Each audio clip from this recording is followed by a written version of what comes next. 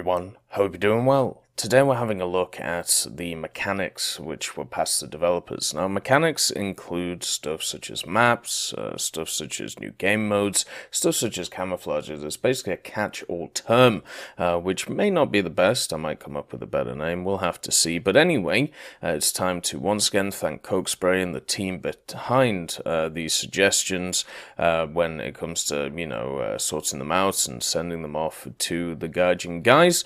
And yeah, let's get started. The first one to have a look at is Hokkaido, and this is from Azens, and it's talking about, of course, a new map, which would be, of course, for ground. So we already have preparations for the landing of Hokkaido, but we don't actually have Hokkaido itself.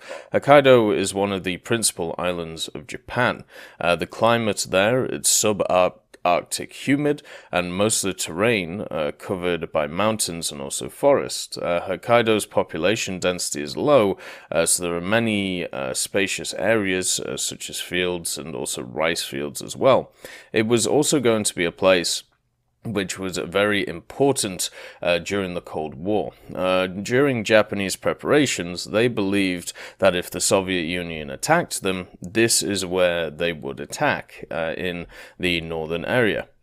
So therefore, the whole idea of Hokkaido, when it comes to the Japanese defense, was to try and make sure that the Japanese would make time for the US Army to arrive. So the idea would be stall tactics, the idea would be trying to hold areas and then retreat until the big, the big boy Americans came.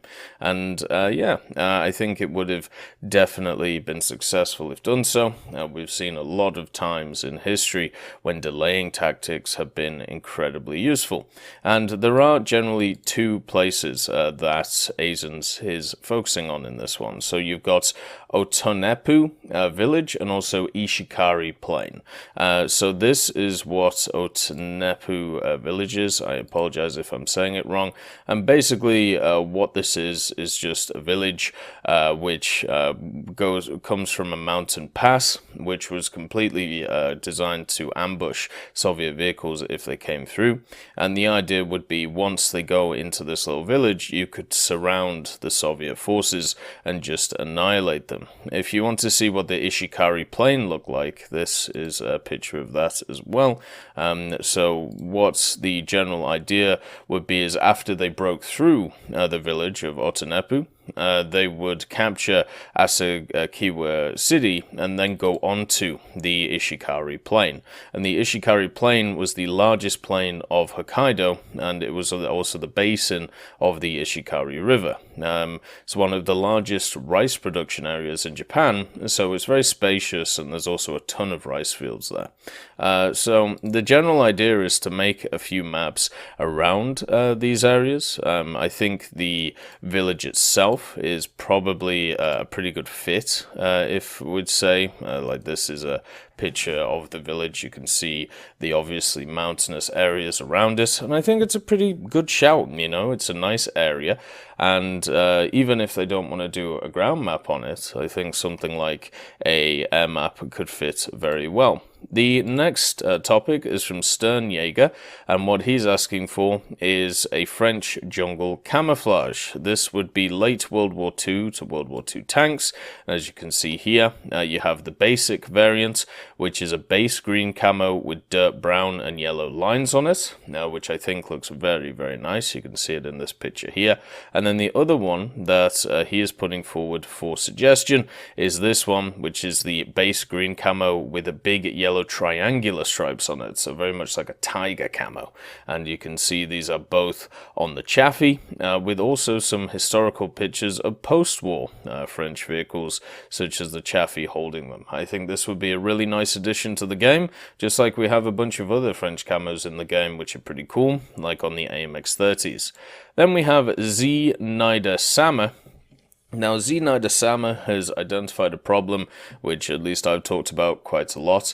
The fact that certain modifications, especially in naval, are very important to machines' uses. So if you don't have these modifications, you generally get annihilated. You have the repair kit and the extinguisher modification, and if you don't have the repair kit, well, you can't repair anything. So if, let's say, your gun turret gets knocked out, well, you just sat there just waiting to die. And then also, if you don't have a fire extinguisher, then what's going to happen is, well, you're just going to die again because you're going to burn to death. So what Sama wants to do is to reduce the usefulness of these modifications, so you are still pretty much useful even without them. You actually have a chance. And what he would do is the modifications themselves, you would start stock with parts and FPE on the ships, and what the modifications would do would be lower the maintenance time for these things by 50%. So therefore they would give you greater efficiency at repairing or at putting out fires, so it would take less time for you to do it. The examples that he gives is an engine repair time on a stock ship would be 22.5 seconds. Then if you research the improved repair equipment, it would take 15 seconds instead. So therefore it's a difference in 7.5 seconds, e.g. 50%. Then the extinguisher fire on a stock ship would take 24 seconds, and then with an improved fire extinguisher it would only take 16 seconds. Therefore it would be a loss of 8 seconds to your overall repair. I think this is a good idea. It's something that I've pushed for a long time. I think stuff like parts and FPE on pretty much everything have too much power, and we've seen, at least in ground forces, it be addressed, but unfortunately it hasn't in naval. Then we have Alien 109 talking about a pretty simple thing, being able to hide the capture point floating diamond. And the reason for this is because it obscures view. It's one of those things which is kind of unnatural in the environment, and generally what happens is, let's say somebody's shooting you through it, maybe it's a plane, maybe it's something just at a higher angle than you can't see the target and it can see you. And his suggestion is to be able to configure the display of the diamond icon on the hood. So you'll be able to set the transparency of the icon, set the scale size of the icon, choose the game mode on which the icon is displayed, add a keybind toggle to the display, and also option to disable it completely. One of the biggest issues as well, right now, that's present in the game, if you have thermals, the actual cap point diamond disappears. So if you are in a vehicle that doesn't have thermals and you're facing a vehicle that does have thermals, guess what? You're kind of out of luck, because they can see through these things, and it's really, really annoying. It's a really small gameplay advantage people don't think about, but it does obviously make a difference overall, not having stuff like the hood obscure your stuff. So yeah, I think you should be able to configure it. I think it's generally a good idea. The next one is from Sky Knight 2014. And what this is talking about is a weapons target training range development and school academy proposal. So this is talking about single player and also multiplayer stuff where you would be able to train your skills. Obviously, one of the biggest issues, in my opinion, in War Thunder is that there isn't any ways to help people with the learning curve of the game.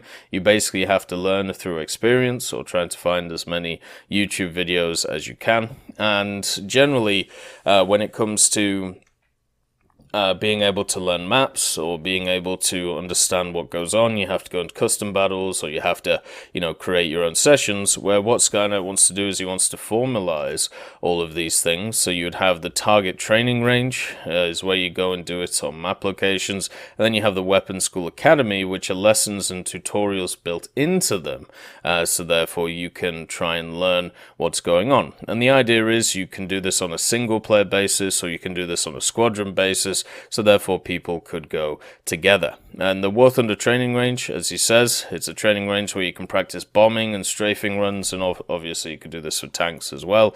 He also gives some general examples when it comes to the map design and ground target stuff. So you can see here, this would be the map itself, and this would be, where you actually do all the different things, and you would have a standard map like this. You would have some training targets down here. You can see an A10 coming here for a gun run, and then you have the bullseyes, so you could learn where to aim your guns.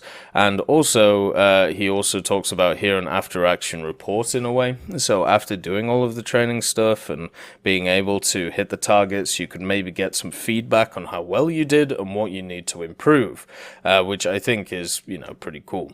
Then you have development feature in single player training and multiplayer coordination mission training. So as I said, the single player would be non-squadron participants or isolated practice running the program module to refine your own skills. The multiplayer would enable mutual tactical training and coordination, training tactics and strategic knowledge of the game.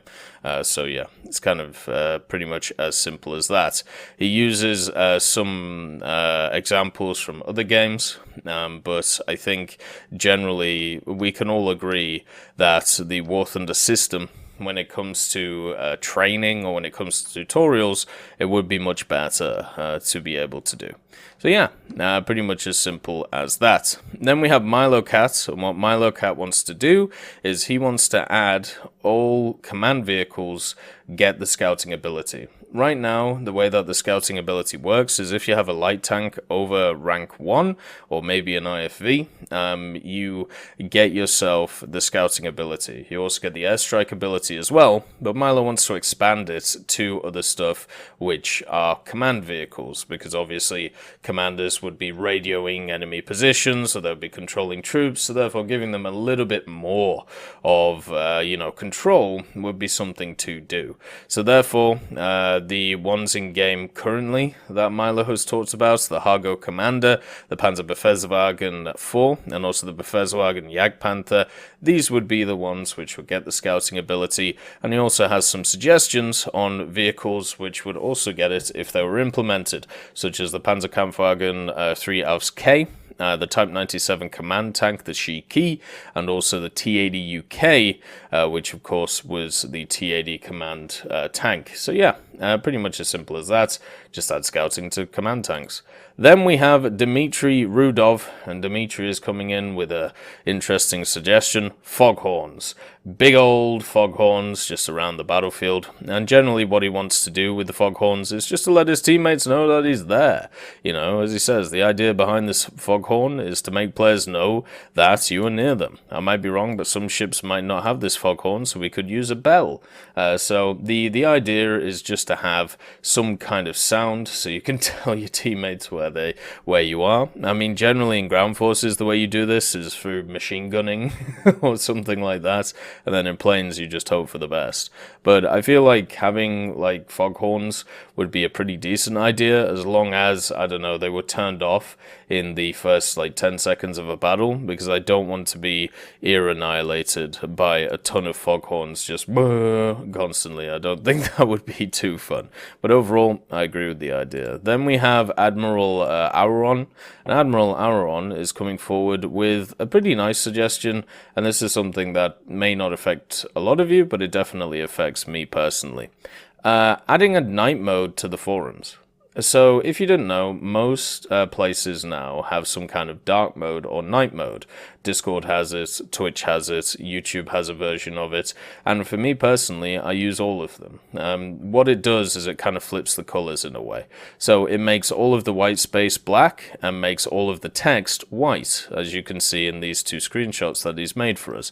And what this means is there's just way less stress on your eyes, and there's way less bright white that you're staring at, which can strain people's eyes very, very quickly. So therefore, it would be much better just to be able to implement some kind of dark mode so you can have more options so people can consume the media in whichever way they want, whether they want to keep it on light mode or dark mode or white mode or black mode, whatever you want to call it. It would be really nice to have this feature in. It seems to be a standard for a lot of things. I personally, on my Google Chrome, what I use an actual application which inverts page colors, because I really really struggle. My eyes just get strained really easily when staring at screens, so yeah, I personally would really like to see this. The next one is from Microspace38, and what he's talking about is a player evaluation feedback system. So when I first looked at this, I thought, oh, so it'd be similar to like a commend system out of League of Legends or Dota or, you know, many other games which have ways that you can commend your teammates, where it's like, you know, teamwork or, you know, good communication, something like that. Or really good play or something. No, that's not what he wants. Basically, what Microspace wants is a way that you can say that certain players on your team, or the enemy team probably on your team, you can say if they played well or they didn't play well when it came to the general match, when it comes to performance, and you would do this through a plus or minus system or through a multi-numbered rating system. And if a player hits a certain threshold of bad reviews, they would have to, or be forced to, be shown tutorials that teach them how to get better in the categories that they need help in. So it is basically a way to point out the bad players on your team and try and force them to be better, which generally doesn't work too well.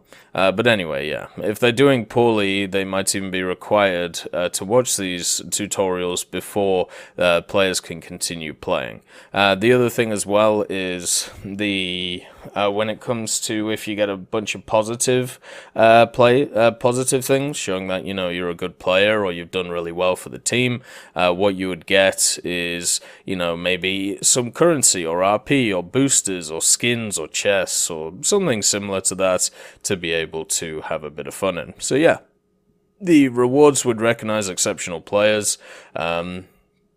I think you all understand how this can be abused, right? Like, if I'm honest with you. I think overall I would rather have some kind of command system than this, but I still think it is a decent suggestion and nice to see passed on to the devs.